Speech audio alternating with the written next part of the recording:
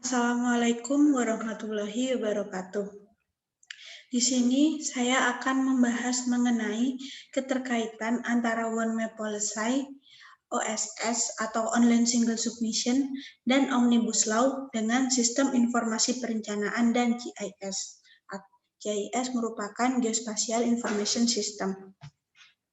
Sebelumnya, perkenalkan nama saya Rifaatul Mahmudah dari Prodi S1 Perencanaan Wilayah dan Kota Universitas Jember dengan NIM 18 19 10 50 10 67.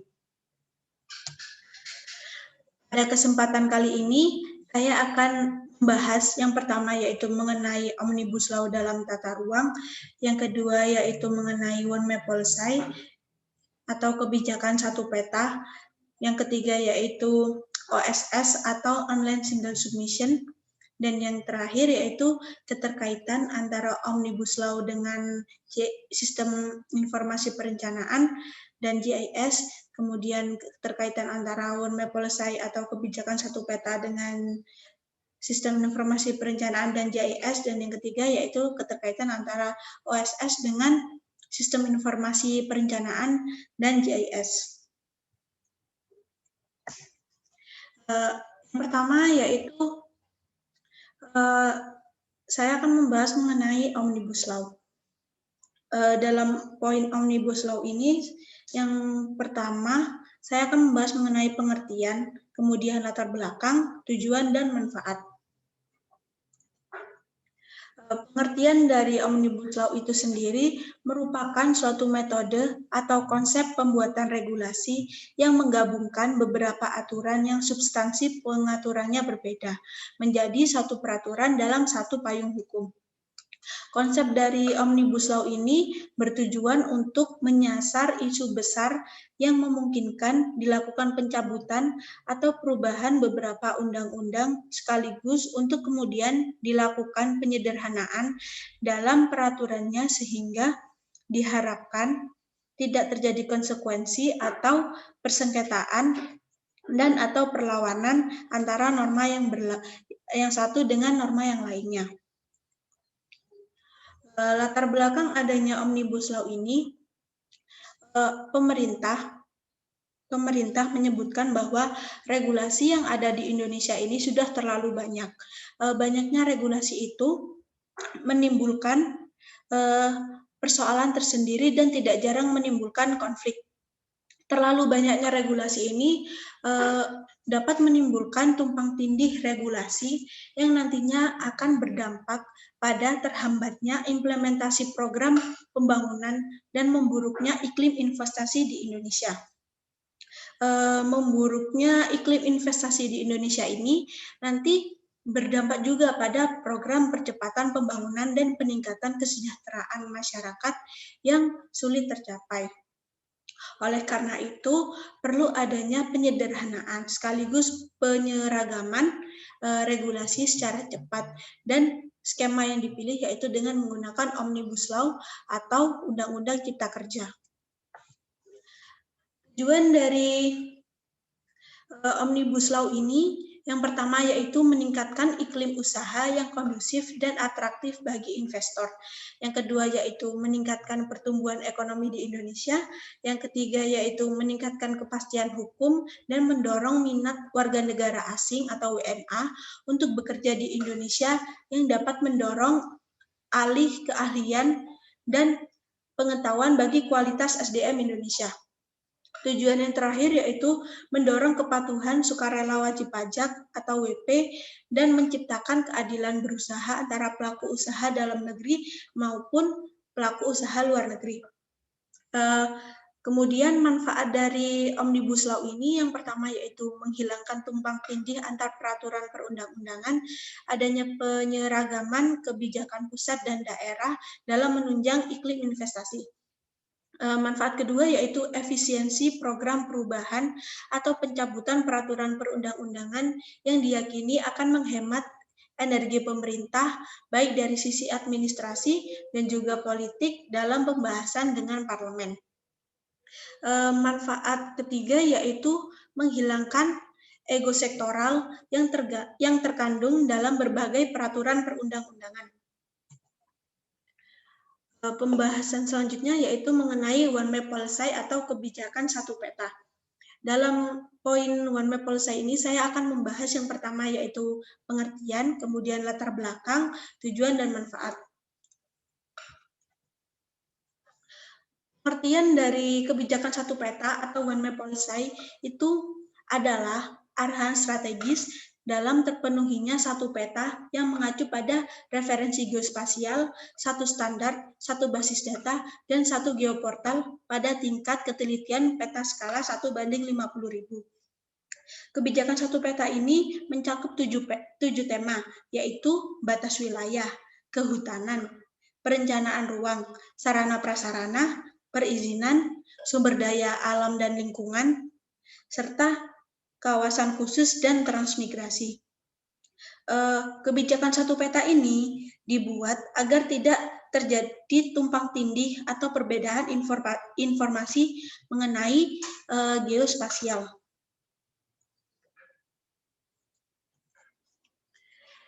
Kemudian latar belakang adanya One Map Policy atau kebijakan satu peta ini yaitu informasi geospasial tematik atau IGT yang ada selama ini ternyata masih saling tumpang tindih satu sama lainnya.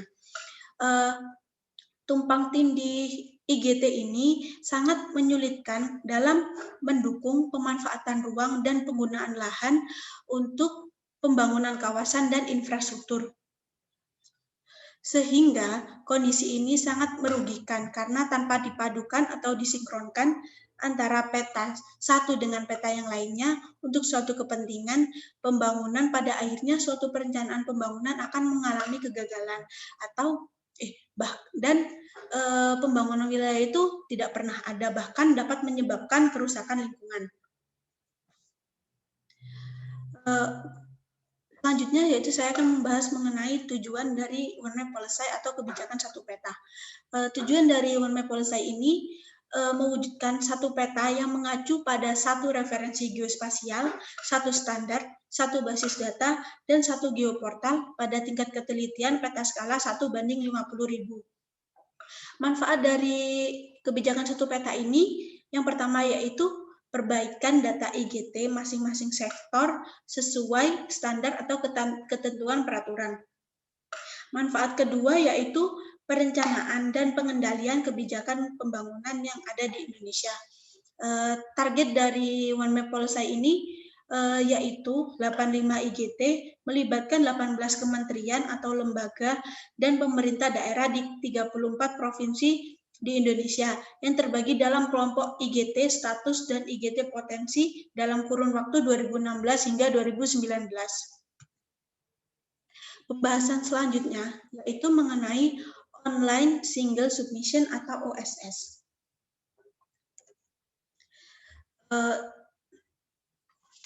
OSS merupakan sistem perizinan berbasis teknologi informasi yang mengintegrasikan perizinan untuk mempermudah kegiatan usaha dalam negeri. Perizinan ini diterbitkan oleh lembaga OSS untuk dan atas nama menteri, pimpinan lembaga, gubernur, atau bupati atau wali kota kepada pelaku usaha melalui sistem elektronik yang terintegrasi. OSS ini sangat membantu dalam penyusunan RDTR. Dengan adanya OSS ini, RDTR suatu wilayah itu perumusannya dapat cepat terwujud gitu. Kemudian untuk manfaat dari OSS ini atau Online Single Submission, yang pertama yaitu mempermudah pengurusan berbagai perizinan berusaha baik prasyarat. Manfaat kedua yaitu memfasilitasi pelaku usaha untuk terhubung dengan semua stakeholder dan memperoleh izin secara aman, cepat, dan real time. Yang ketiga yaitu memfasilitasi pelaku usaha dalam melakukan pelaporan dan pemecahan masalah perizinan dalam suatu tempat. Dan manfaat keempat yaitu memfasilitasi pelaku usaha untuk menyimpan data perizinan dalam satu identitas berusaha yang dikenal dengan NIB. Pembahasan selanjutnya yaitu mengenai keterkaitan. Sebelum kita membahas mengenai keterkaitan itu, alangkah baiknya kita mengenal apa itu yang disebut dengan GIS atau Geospatial Information System. GIS merupakan sistem informasi khusus yang digunakan untuk mengolah data yang mempunyai informasi spasial atau bersifat keruangan.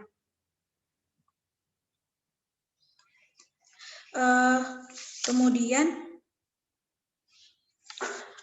manfaat dari GIS ini yang pertama yaitu pemetaan sumber daya. Pemetaan sumber daya ini seperti misalnya persebaran sumber daya alam yang ada di Indonesia. Yang kedua yaitu pengamatan fenomena di bumi, misalnya bencana alam dan persebaran penduduk. Yang ketiga yaitu manajemen tata guna lahan. GIS membantu dalam suatu perencanaan pada tiap-tiap wilayah dalam lingkup pemanfaatan lahan meliputi kawasan permukiman, perkantoran, industri, perdagangan dan jasa, fasilitas umum, serta jalur hijau. Pemanfaatan lahan ini juga digunakan untuk menentukan kebutuhan utilitas yang ada pada suatu wilayah. Kemudian manfaat terakhir yaitu perancangan pola pembangunan. Perancangan pola pembangunan ini seperti misalnya perancangan tata kota. Untuk ruang lingkup dari GIS sendiri ada 5. Yang pertama yaitu input data, manipulasi data, manajemen data, query dan analisis, dan yang terakhir yaitu visualisasi. Yang pertama mengenai keterkaitan antara One Map Policy atau kebijakan satu peta dengan GIS. One Map Policy sendiri merupakan kebijakan yang berfungsi untuk menghindari adanya tumpang tindih pemanfaatan lahan di suatu wilayah. Informasi yang ada pada peta merupakan data input yang nantinya akan dimanfaatkan dalam perumusan kebijakan pemanfaatan ruang. Proses penentuan pemanfaatan lahan dilakukan dengan menggunakan program GIS. Jadi, GIS di sini, GIS dalam One Map Policy ini digunakan untuk membantu proses penentuan pemanfaatan lahan suatu wilayah itu digunakan untuk apa gitu. Jadi misal dalam suatu wilayah itu pemanfaatan lahannya cuma bisa untuk mungkin pertanian dan permukiman gitu. Jadi GIS di sini membantu dalam penentuan pemanfaatan lahan itu tersebut. Selanjutnya yaitu keterkaitan Land Single Submission dengan GIS.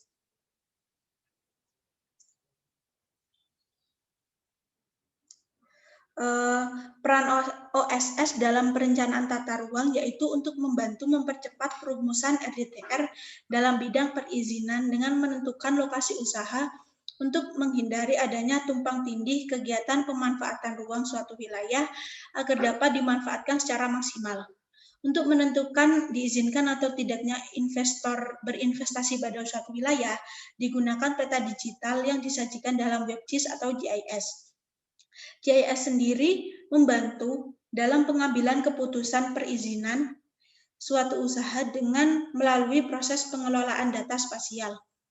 Jadi GIS di sini, GIS dalam OSS ini sendiri digunakan untuk penentuan perizinan suatu kegiatan dalam suatu wilayah. Selanjutnya yaitu mengenai keterkaitan antara Omnibus Law dengan GIS. Seiring berubahnya undang-undang yang berlaku di Indonesia, tentu saja sistem yang digunakan dalam penetapan pemanfaatan ruang terdapat perubahan juga. Seperti misalnya yang undang-undang lama itu menyebutkan bahwa dalam pemanfaatan ruang itu ada izin pemanfaatan ruang. Sedangkan pada Omnibus Law itu diganti dengan kesesuaian kegiatan pemanfaatan ruang. Untuk mengetahui kesesuaian pemanfaatan ruang itu membutuhkan informasi geospasial dengan menggunakan program WebGIS atau GIS. Jadi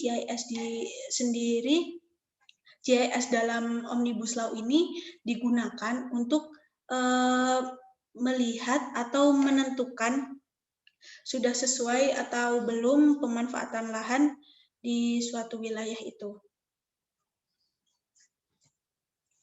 Kesimpulan yang dapat diambil dari pembahasan sebelumnya, yaitu berdasarkan pembahasan tersebut dapat disimpulkan bahwa One Map Policy atau kebijakan satu peta, OSS, dan Omnibus Law itu saling berkaitan dengan GIS dan sistem informasi perencanaan dalam hal pemanfaatan ruang.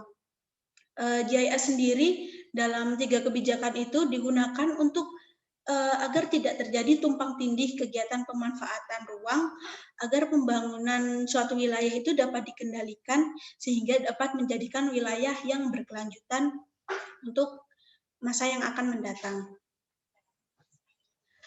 Sekian presentasi dari saya, kurang lebihnya mohon maaf. Wassalamualaikum warahmatullahi wabarakatuh.